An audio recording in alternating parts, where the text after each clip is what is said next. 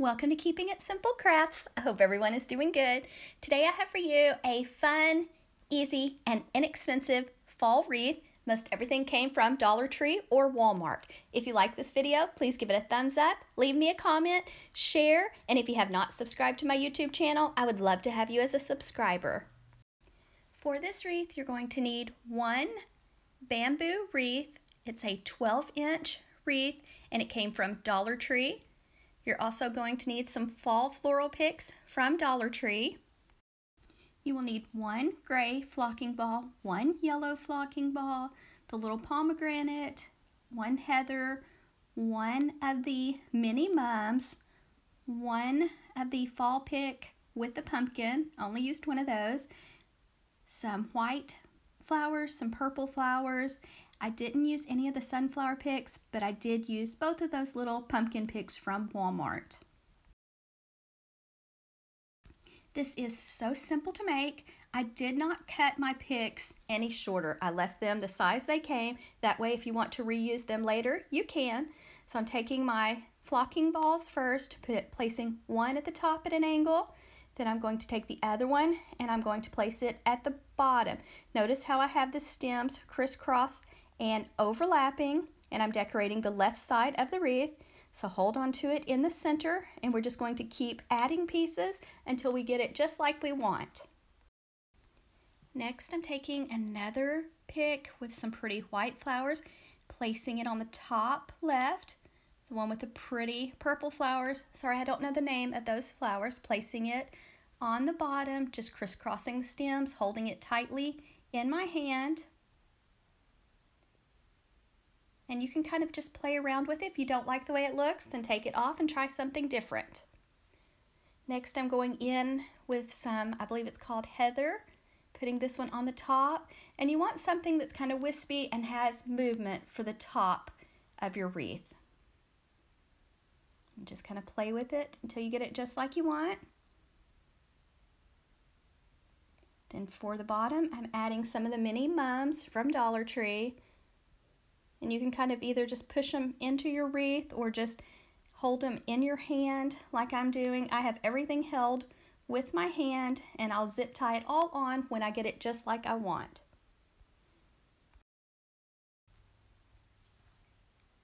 And you can place this on the top, the bottom, the left, or the right, wherever you would like your flowers to be. Then I'm going in with a Walmart pumpkin pick, placing it on the top. Then taking the smaller Dollar Tree pick, putting it on the bottom.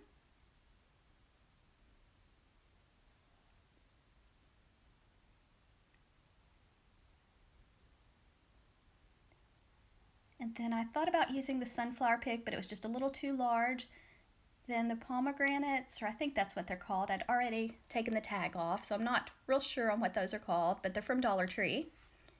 And then kind of fluff and shape and see if you like the way it's looking.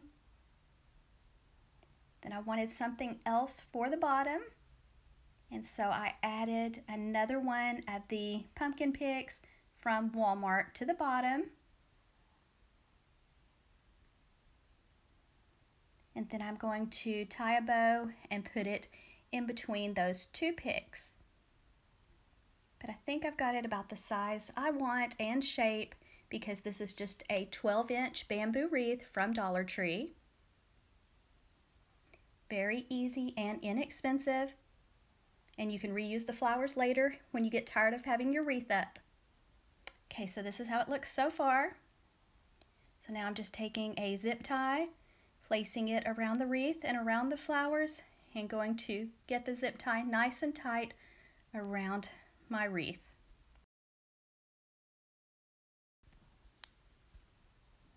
So I did not use the two sunflower picks. I had those left over, but this is how it looks so far. Still need to do a little fluffing and shaping, so make sure you go back and shape and fluff your flowers because they're kind of stuck together, so you want it to look like your wreath has some movement. So just kind of play around with your flowers. Make sure you do the top and the bottom. After I got my flowers shaped just like I wanted, I went and added a second zip tie to the top half of my flowers, the taller picks, so that they would not move, because I am going to be putting this wreath outside on my front door and it does get some wind, so I wanted to make sure everything would stay in place. Also, if you have any stems sticking out that you don't like, you can trim those a little bit shorter. And so here I'm adding that second zip tie to some of the top taller picks so that it stays in place.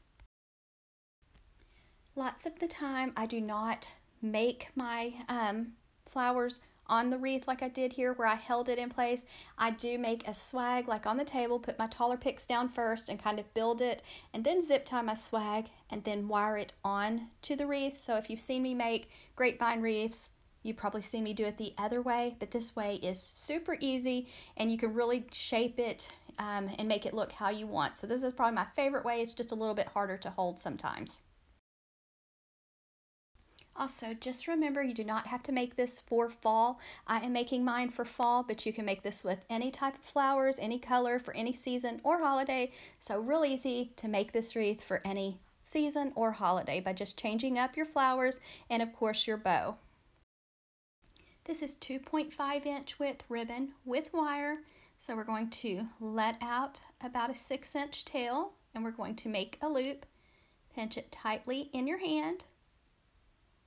Going to go to the other side, let out some more ribbon, make another loop, the same size as your first loop.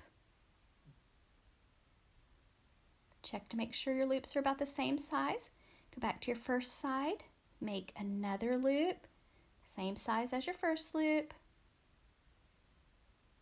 Back to the other side, make one more loop, keep it pinched tightly in your hand, then let out a tail. Then you're going to want to have a zip tie or some floral wire close by. Now I'm going to be using a zip tie. So I'm just going to take my zip tie, wrap it nice and tight around the center of my bow.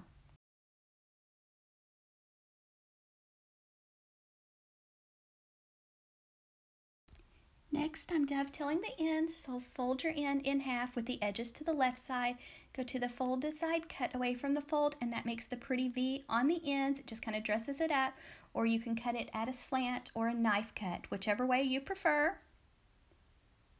Then you're going to want to cut the zip ties shorter, fluff the loops of your bow, just kind of shape, just put your hand in each loop and kind of open it up and shape your bow.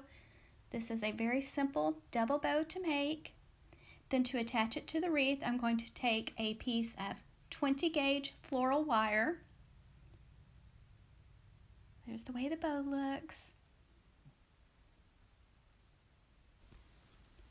So to attach it onto my wreath, I'm going to take a piece of floral wire, thread it underneath the zip tie. So just go the back side of the bow, thread the wire under that zip tie, and then you're going to take that wire and attach it to your wreath. So just thread it through, take those two wires, then go to your wreath, go in between those two pumpkin picks.